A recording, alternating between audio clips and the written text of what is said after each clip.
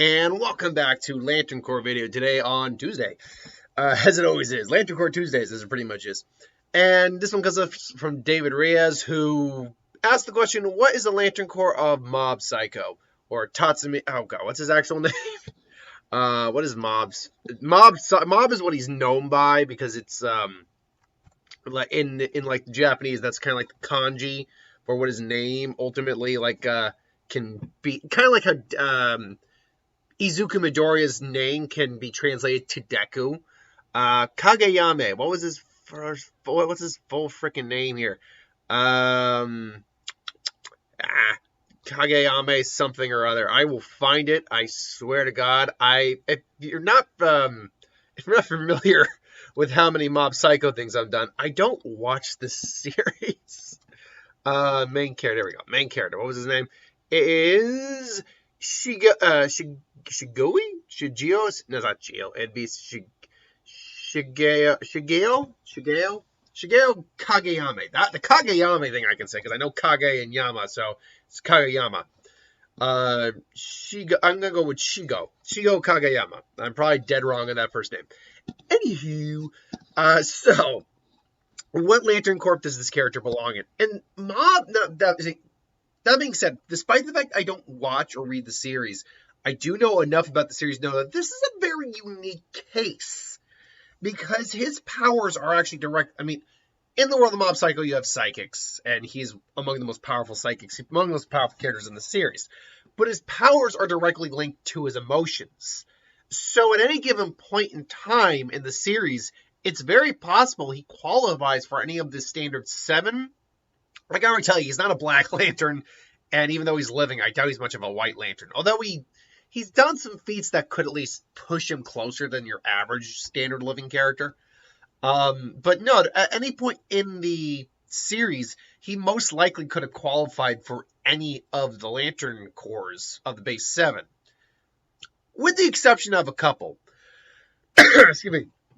And I'm actually going to get those couple right out of the equation. I don't think there's really ever been a point in the series, again, from what little I know about it, correct me if I'm wrong, where he really qualifies for an Avarice Lantern. Avarice, obviously, is the Lantern Corps of Greed. Avarice and Greed, it's synonymous. But they're the same thing. But you, A, already need to have greed in your heart for the damn ring to even want to be attached to you. And B, it amplifies all your greed. So you're the only one. There is only ever one Orange Lantern at any given time, because the more you give out orange rings, it defeats the purpose of avarice. So it weakens the Lantern Corps the more members there are. Only in the rarest of circumstances has there ever been more than one Orange Lantern. The War of Light, for example. But regardless, yeah, so this character, it does not strike me as a greedy character. Hope, I guess, but even by main character standards, I don't know how many people put faith in Shigo, so I don't know about that. Then I know he has a crush, but I don't know if whatever he does is out of love. I don't think it is, based on what little I know about the character, so can't say that. And he's got as much compassion as your average person, so he can't really be a Indigo Lantern, because he neither lacks nor has an overt abundance of compassion. So that leaves us with our 3 main ones. As the main character, and specifically where he came from, being not very physically fit or anything like that, he's definitely a qualifier for, the Green Lantern Corps, as he would have to overcome great fear and just, have a lot of willpower to use the abilities he does. That said, he does tend to subconsciously use a lot more power than we might think. So whether it's conscious or not, I think Green's a likely candidate. But showing how powerful he is, it's kind of like One Punch Man, where fear is probably a good indicator of where he can land too, because he would most likely scare the piss out of a lot of people. And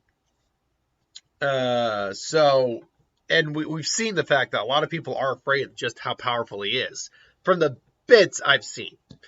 Finally, there is Rage. Now, this lends itself specifically not to him on average, like his average mental state, his average personal, his average emotional state, but his enhanced forms There are states where he goes into a mad rage, and at those moments, he easily is a Red Lantern because that's all he's focusing on is his straight rage. So those moments would qualify him for a Red Lantern ring above the other two. But if we're talking about just the average, I'll be honest, because he's so kind of passive most of the time, I actually don't see him as a Green Lantern. I mean, he could be, but I actually see Yellow as the more likely candidate because I just think most of the people who try to F with him are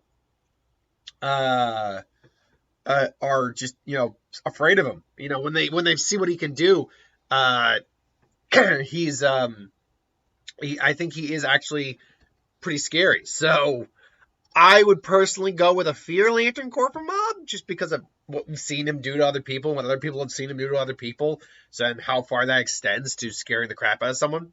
So I would go with a Fear-based Lantern for mobs, surprisingly. With Green probably being secondary, and if he is raging out, because he is nothing but pure, unadulterated rage at that point, then a Red Lantern. But in theory, there might be a moment within the series that makes him qualify for every one of these emotional-based Lantern Corps. Either way, that's my opinion. I'm sticking with it for now, unless you got a better idea. Which, to be fair, people who know the series more than me probably have a better understanding of where his mental state is, where his emotional state is. So let me know in the comments below what you feel. Until then, thanks for watching. Hope you enjoyed. Like, comment, share, subscribe. I'll see you folks for the next one. Have a good one.